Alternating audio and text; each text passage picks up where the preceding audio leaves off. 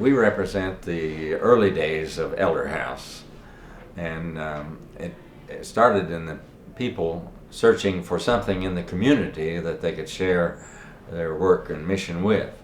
And so some of the older members of the church, the former pastor and his wife, were available. This would be Dr. Dorothy Chambers, physician, and Dr. Fred Chambers, who was president of the University of the Philippines.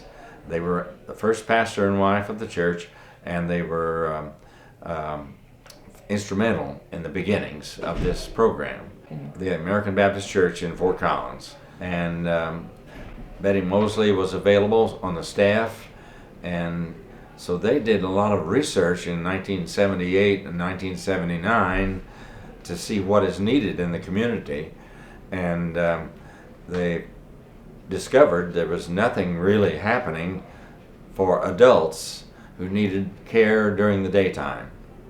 And so luckily both Dr. Dorothy Chambers and Dr. Fred Chambers had been worldwide names, and they were the first pastor and wife of the church, and so they were back in retirement and wanted to be a part of this kind of a venture into the community for service. And so her sister on the West Coast was actively involved in adult daycare in Seattle. And so we sort of got information from them and sort of copied their program, and it brought it to life as the first in the Rocky Mountains. They were part of the journey. They're both gone now, but they helped us get started, get our feet off the ground.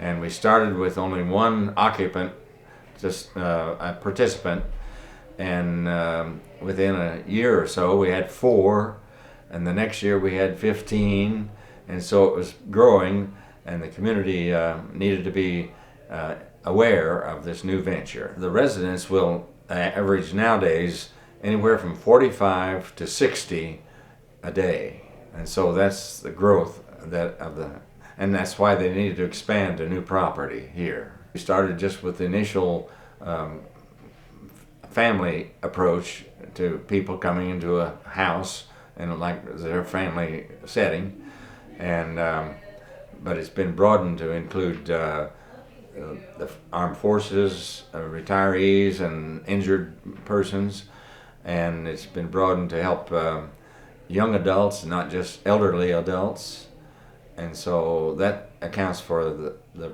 broad spectrum nowadays.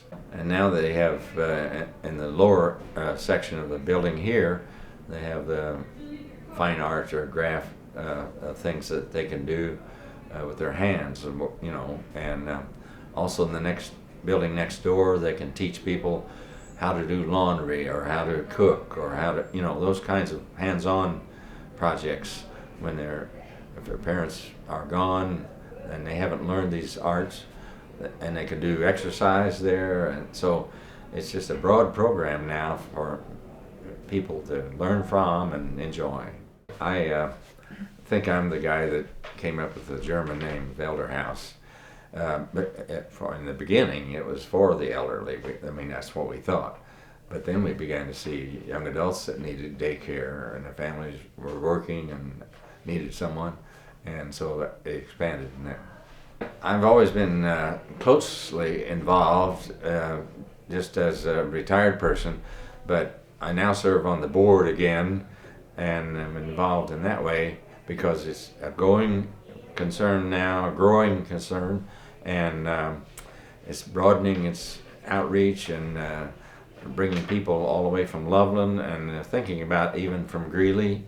So it's serving a broader purpose than just the city of Fort Collins. When I look back from the very beginning, it was hard to imagine the kind of growth and the kind of service it could involve.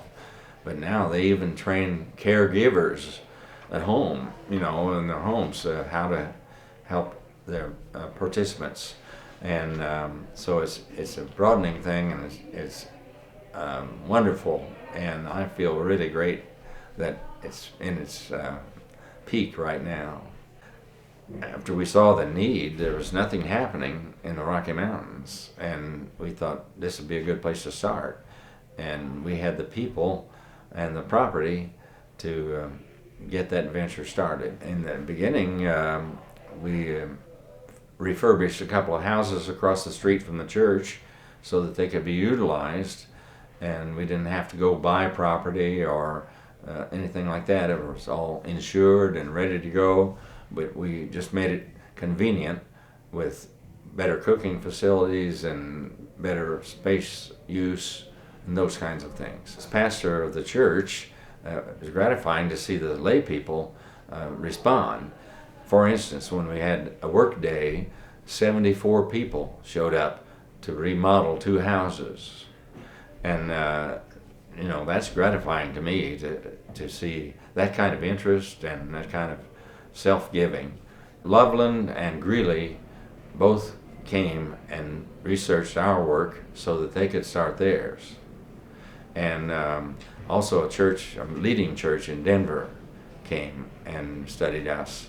And so just as we studied the one in Seattle, then they came around here to copy the program. And ours was the first in the Rocky Mountains, but those were 3 more that came out of learning that what we were doing, they wanted to do in their locations.